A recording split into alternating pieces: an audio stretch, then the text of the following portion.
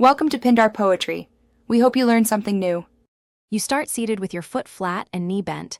This minimizes strain and stabilizes the leg. First, roll the top cuff back about 1-2 inches to break the suction and reduce edge grip. Once done, grip the sock's top band between thumb and fingers. Don't tug from the toe. That transfers tension. Make sure to breathe and relax the calf muscles so the fabric eases over the widest part of your lower leg. You now use a two-hand method. Pinch the band with one hand and support the ankle with the other to guide movement.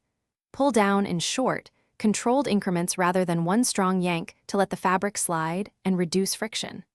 Once the sock moves past the calf, alternate hands to maintain even tension and avoid twisting.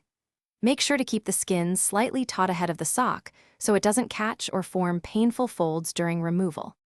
You finish by easing the sock over the heel and pulling it completely off the foot. Inspect skin for redness, marks, or discomfort.